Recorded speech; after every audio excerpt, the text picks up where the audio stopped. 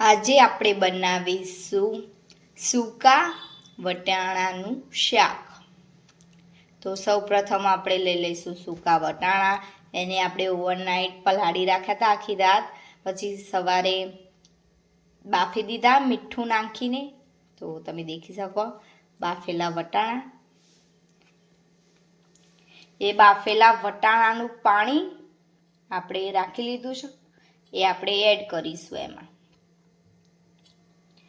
પછી આપણે બનાવીશું ગ્રેવી। તો એક ડુંગળી લઈ લઈશું, એક ટામેટું, 2 મરચાં અને લસણ।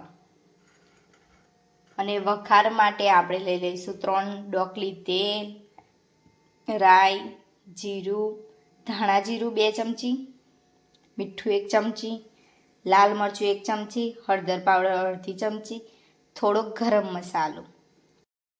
250 ગ્રામ જેટલા વટાણા છે આ।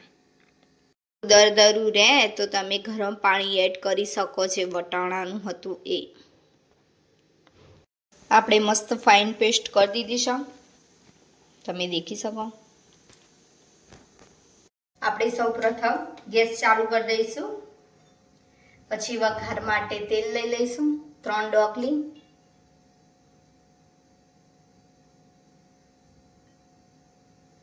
પછી એને ગરમ થવા દઈશું।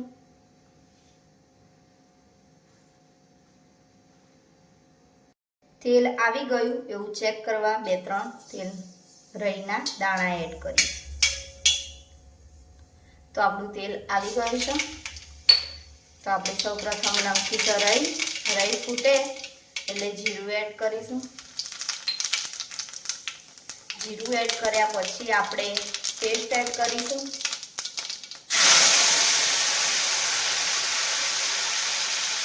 પેસ્ટ એડ કરતી વખત ધ્યાન રાખજો તેલના છાંટા ઉડવાનું તમારે પણ। હવે આપણે બધું મિક્સ કરીશું।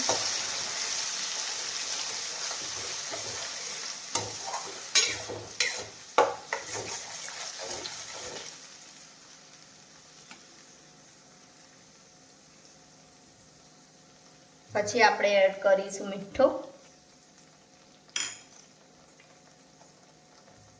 ધાણા જીરું પાવડર એ 2 ચમચી છે, મીઠું 1 ચમચી હતું, હળદર પાવડર અડધી ચમચી છે,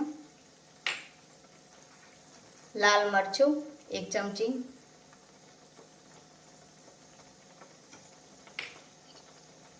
ગરમ મસાલો થોડોક। હવે બધું હલાવી દઈશું।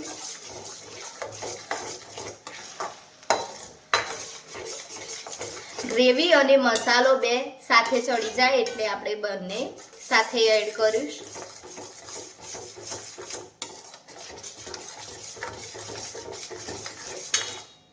મસ્ત રીતે ગ્રેવી ચડે ત્યાં સુધી આપણે કૂક થવા દઈશું, આને ચડવા દઈશું ગ્રેવી અને મસાલા।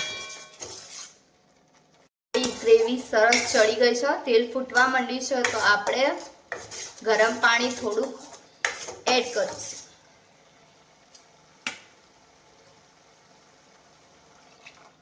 1 વાટકી જેટલું।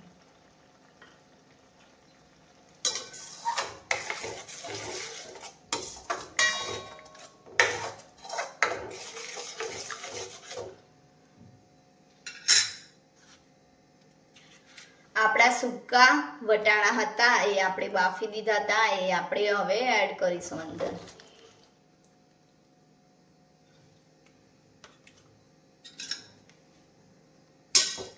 પછી બધું મિક્સ કરી દઈશું।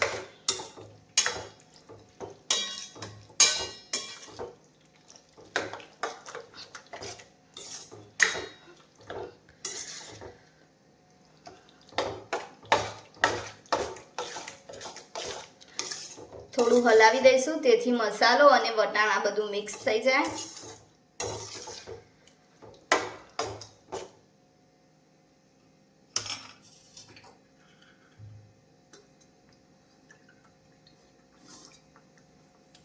હવે આપણે થોડું પાણી એડ કરીશું અંદર, જેથી વટાણાનું અંદર ક્રીમી રહે।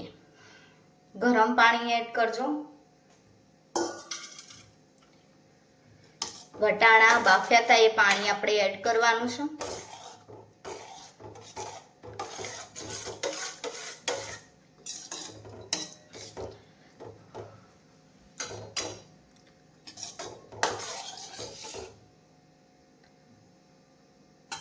હવે આપણો થોડો ફાસ્ટ ગેસ કરીને ચડવા દઈશું.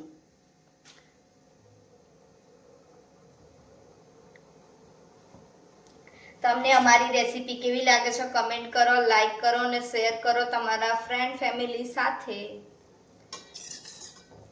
સારા એવા વિડીયો અમે લઈને આવીશું તમારા માટે. તમે કમેન્ટ કરો કે આ રેસીપીનો વિડીયો લેતા આવો તો અમે એ રેસીપી બનાવીશું. સરળ અને ઓછા મસાલા સાથે ઘર જેવું. તમે ગળ્યું ખાવાના શોખીન હોય તો તમે આ સમયે તમે ખાંડ કે ગોળ એડ કરી શકો, તમને તીખું ના ભાવતું હોય તો.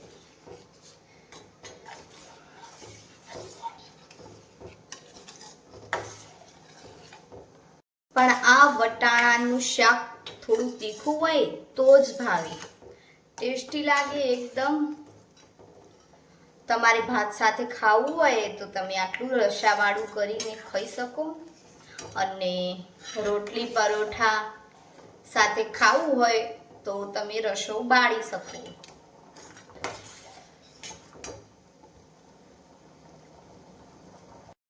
વટાણાનું જે આપણે ગ્રેવી કરવાની છે એ છડે પછી પાણી એડ કરજો અને ઉકળે તારે હલાવતા રહેજો થોડીક થોડીક. સતત હલાવતા રહેજો થોડીક થોડીક વારમાં, જેથી નીચે ચોટે નહીં. અને તમારે જેટલી થિકનેસ જોવો શાકમાં એટલી થિકનેસ તમે રાખી શકો. તમારે આટલી થિકનેસ રાખવી હોય તો આટલી થિકનેસ રાખી શકો. અમે શાકમાં આટલી થિકનેસ રાખીશો તો તમે દેખી શકો. એકદમ લજીજ, એકદમ ટેસ્ટી. રસો દેખાતો હશે પણ એટલો રસો છે નહીં વટાણાના શાકમાં. આટલો તો જોવે, કારણ કે આ થિકનેસ વાળું એકલા વટાણા કોરા થઈ જાય તો ના ભાવે, એટલે થોડો રસો રાખવો પડે.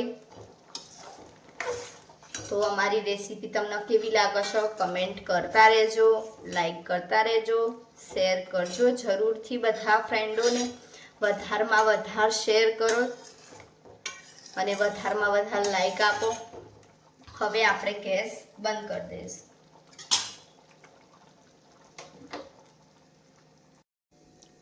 એકદમ લજીજ, એકદમ ટેસ્ટી વટાણાનું શાક.